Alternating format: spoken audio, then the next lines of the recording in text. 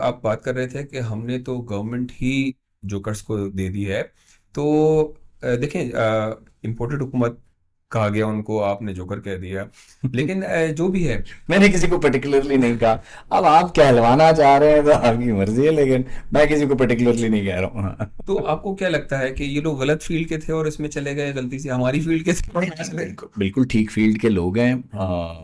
पाकिस्तान में आप देखेंगे कि पहले पुराने दौर में ज़मींदार अपनी ज़मीनें बढ़ाने के लिए, जागीरदार अपनी जागीरें बढ़ाने के लिए, आज सरमायादार अपना सरमाया बढ़ाने के लिए सियासत में आते थे। हम्म। तो अभी भी यही चल रहा है। सो जिसका काम है सियासत, सियासत काम किसी का नहीं होता। देखिए ना, 50 साल से इन्होंने एंगेज करके रखा हुआ है। हाँ, लेकिन मैं बताना चाहूँ कि सियासत जो है ना, किसी वो का किसी बिजनेस का नहीं होता, काम नहीं होता।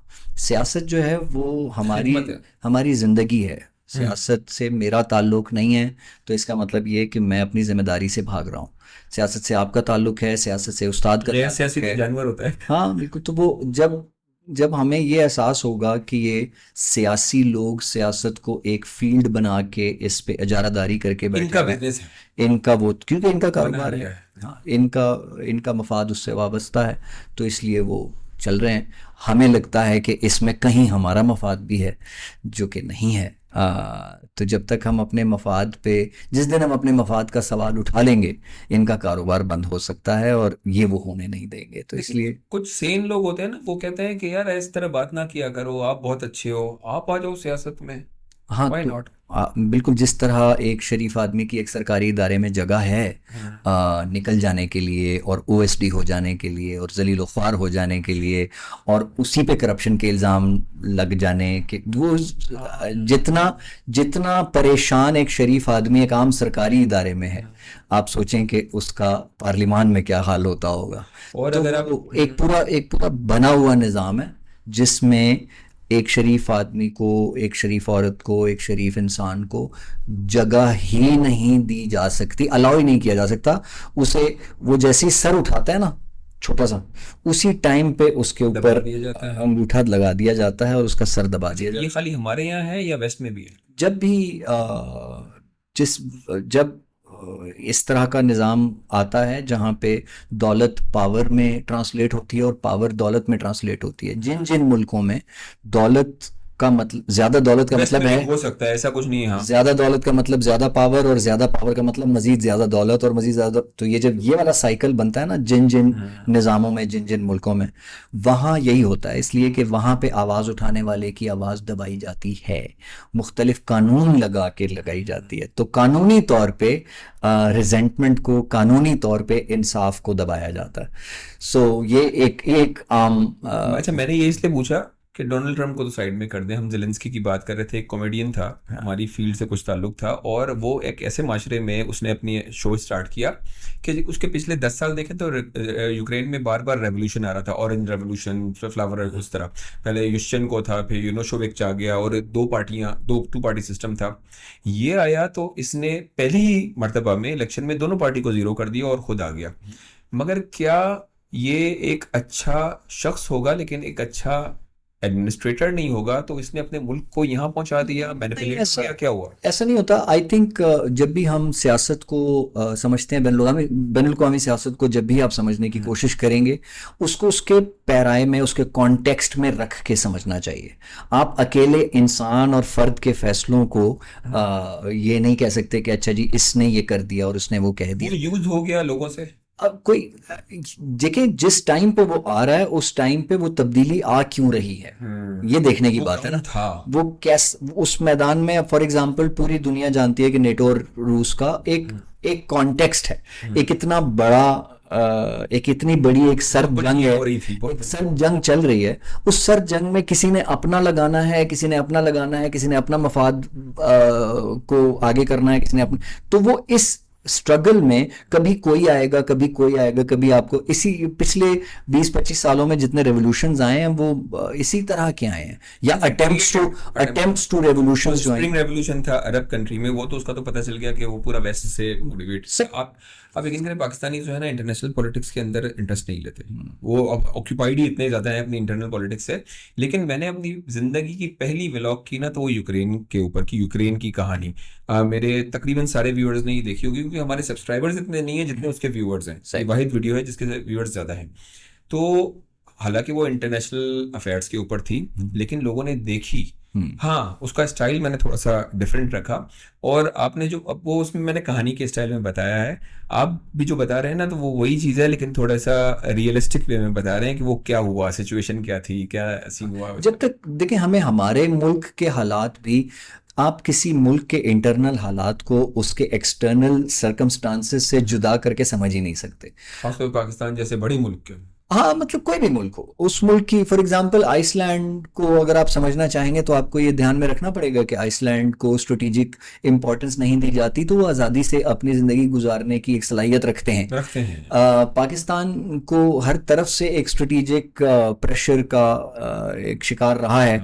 तो दुनिया की कौन सी एजेंसी है इस वक्त जो पाकिस्तान के बारे में बात नहीं कर रही या नहीं करना चाहती? It's very important. प्रॉब्लम ये है कि हम Nobody can afford to not care about Pakistan. हाँ, मतलब आप उसकी इम्पोर्टेंस को डिनाई नहीं कर सकते। जब आप उसकी इम्पोर्टेंस को डिनाई नहीं कर सकते तो इसका मतलब है कि बहुत सारे किरदार हैं इस कहानी में जो कि अपना अपना स्क्रिप्ट चलाने की कोशिश कर रहे हैं, और हमारी इन पे कतई तौर पे तवज्जो नहीं है। दिलाई जाने की कोशिश की जाती है कुछ जगहों पे। आप स्टेट जब बयानात देता है या कोशिश करता है लोगों को समझाने की कि आप प्लीज़ समझें कि हमें बड़ी मुश्किल है, वो कोशिश होती है, लेकिन लोग नहीं समझ पाते हैं क्योंकि खुल के स्टेट भी बात नहीं कर पाता, क्योंकि स्टेट ने भी उन किरदारों की कहानियों को मैनिपुलेट करना होता है, खेलना होता है। स्टेट है वो सारा पॉन्स है ना उनके हाथ के। चेस जरूरी भी नहीं है, चेस खेलनी होती है। आप एक एज अ स्टेट एक चेस प्ले करते हैं।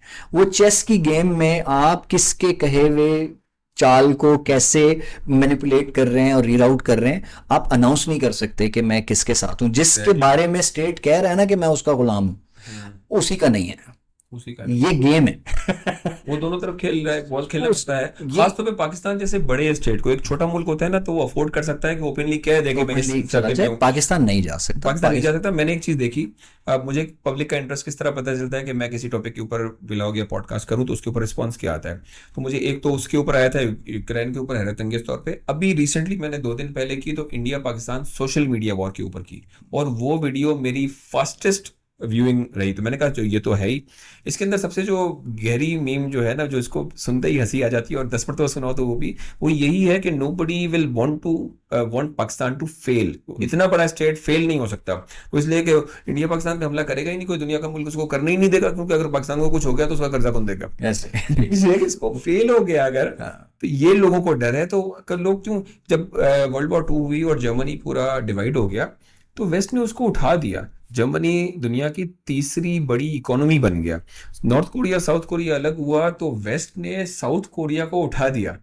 नॉर्थ कोरिया सोशलिज्म में चला गया तो आप उसके हाल देखते हैं। तो हमारे साथ ऐसा क्यों नहीं हुआ? क्या हमारे अंदर कोई फॉल्ट था? हमारे अंदर कोई फॉल्ट नहीं है। देखें, जर्मन लोग जर्मन होने के नाते यूनिटी कायम रख सकते हैं। पाकिस्तान ने जर्मनी को लोन दिया था, ये लेवल था। वो सब बातें अपनी जगह हैं। मलेशिया को क्या दिया हमने, इंडोनेशिया को क्या दिया, वो सब अपनी जगह ठीक है। लेकिन जर्मन लोग जो है ना, वो एज अ नेशन यूनाइट हो सकते हैं। जापानीज आफ्टर द फैशिस्ट थे वो तो।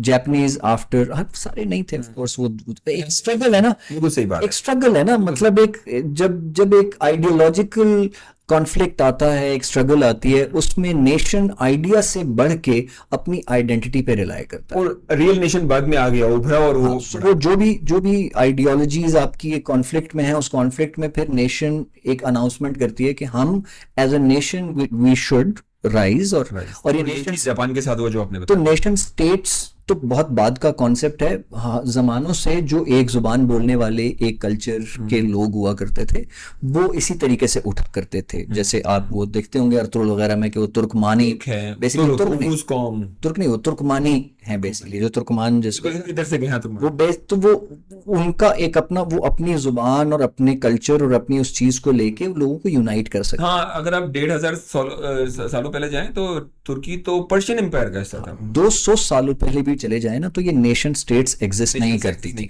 अब ये नेशन स्टेट्स की वजह से पाकिस्तान को नुकसान ये हुआ कि पाकिस्तान अपनी कोई आइडेंटिटी बना नहीं पाया। पाकिस्तान की माजरत के साथ बहुत कोशिश की गई है, कोई आइडेंटिटी है नहीं। है तो सही, वो वैल्यू नहीं खा है नहीं। जो मर्जी कह लें, जितना मर्जी आप उसको नाम दे दें, कोशिश कर लें, है नहीं। वो वेट नहीं है इतना। है ही नहीं ना, क्या नाम लेंगे आप उसको? मुसलमानी पे कह सकते हैं, आप उसको सराइकी पे निकालेंगे, कौन सी ऐसी चीज है? कायदे आज़म ने कहा था कि nobody can undo Pakistan, but आधा तो अनडू हो हो गया। गया। तो वो हमारी आइडेंटिटी हमने फिगर आउट ही नहीं की। और इस वक्त हम वापस तकरीबन वहीं पहुंच गए। उसकी बड़ी वजह यह है कि जिनकी आइडेंटिटी थी हमारे ही मुल्क में, जो आइडेंटिटीज मौजूद थी, हमें शौक था उनकी आइडेंटिटीज खत्म करने का। तो आप कौमें बनते हैं आइडेंटिटी पहचान के, ना कि आइडेंटिटीज को मसख करके। गहरी बात। तो इसलिए जब हमारी हमारी फितरत में ये पाया जाता है कि हम पंजाबी अपने पंजाब को ओन नहीं कर पा रहे हैं और पंजाबी को ओन नहीं कर पा रहे हैं, उसे एक देहाती जाहिल की लैंग्वेज समझ के आगे बढ़ रहे हैं, सराइकी पूरे का पूरा मुल्क आपका एक सराइकी बेल्ट आपकी स्पाइन है, उसको अपने पंजाब में जम करके उसको अजीब आपने इधर कहीं उधर कहीं और लोगों को कंफ्यूज करके रखा हुआ है। पश्तून 3 जगह डिवाइडेड हैं, सिंधी बेचारे की जो भी एक वैल्यू बनी हुई है उसको एक बड़ी जो भी है पार्टीशन के बाद मुहाजिर आ गए, उर्दू स्पीकिंग आ गए, सो महाजिर नहीं।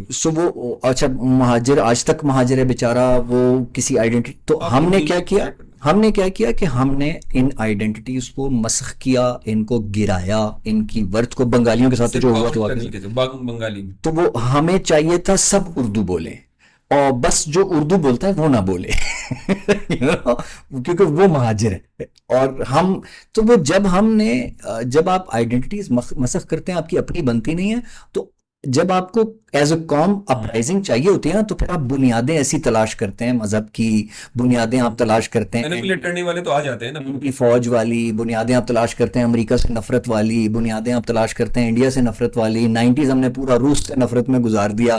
तो हमारी सियासत जो है ना, वो चलती ही इस बेसिस पे है कि जब तक कोई दुश्मन नहीं होगा, हमारा अपना कोई ये भी बात है। आज हम उस पोजीशन पे पहुंच गए हैं कि अब कोई दुश्मन है तो हमें कब फर्क नहीं, हमें कब फर्क नहीं। अच्छा, ये जो आप कह रहे हैं आइडेंटिटी वाली, तो कायदे आज़म ने उर्दू को नेशन की लैंग्वेज करार दिया जब बंगाली पे मसला शुरू हुआ, और फिर वो जाके 71 तक अलग हो गया मुल्क।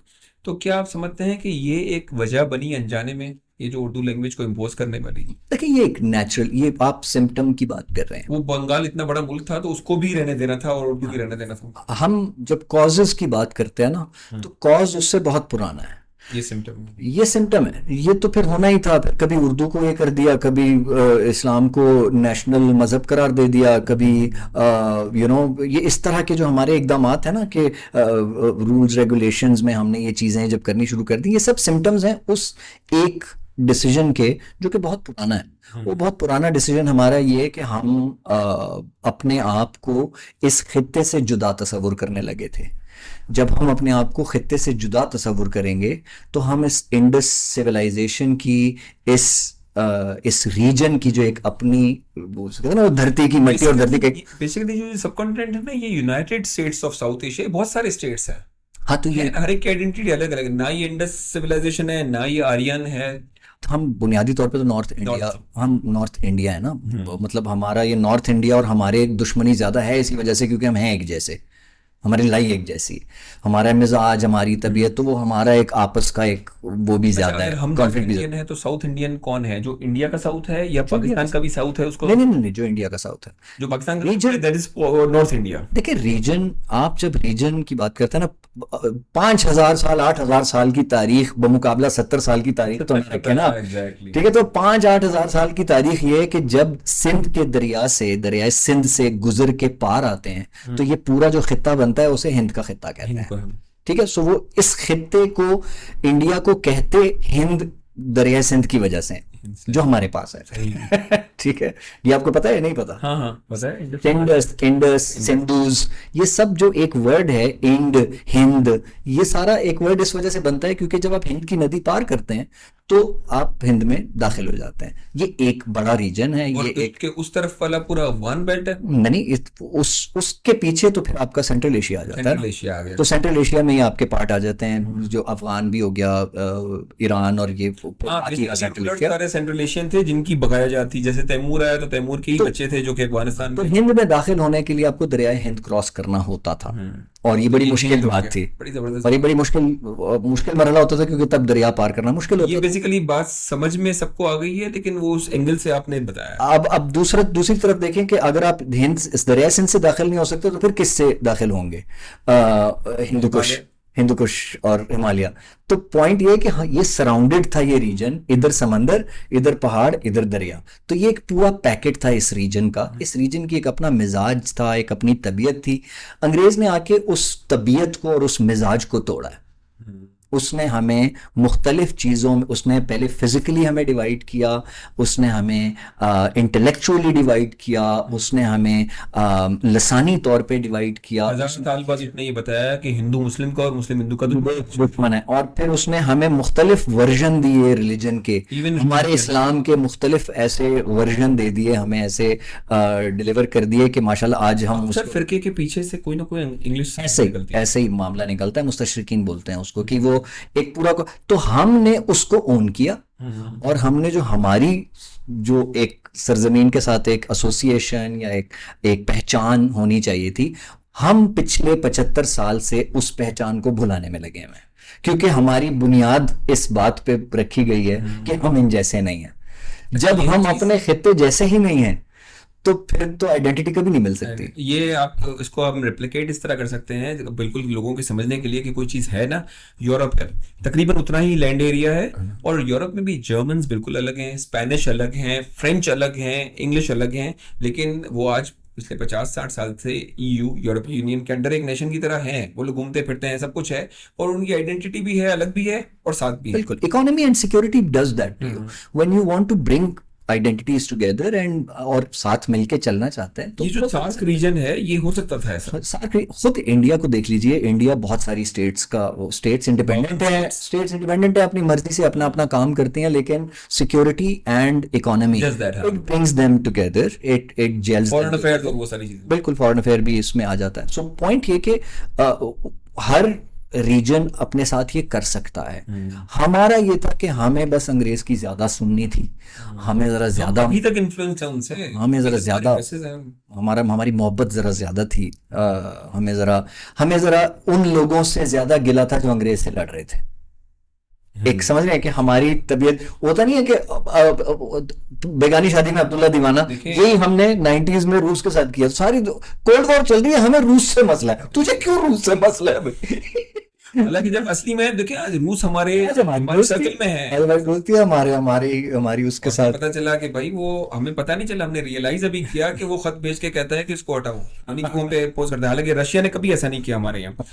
तो यही वाली बात है। अब इसमें क्या और बात कर सकते हैं इससे पहले कि हम आपको बोर करना शुरू कर दें। आई थिंक मज़ा तो बहुत आया और हम दोनों तो एंजॉय करते रहेंगे, लेकिन इससे पहले कि ऑडियंस बोर हो जाए आज का सेशन यहीं कंप्लीट करते हैं और वापस से सेशन रखेंगे इंशाल्लाह। कभी मौका मिला तो बहुत सारी बातें हैं, जरूर। Thanks so much. Thank you जी, बहुत शुक्रिया। अल्लाह हाफ़िज़।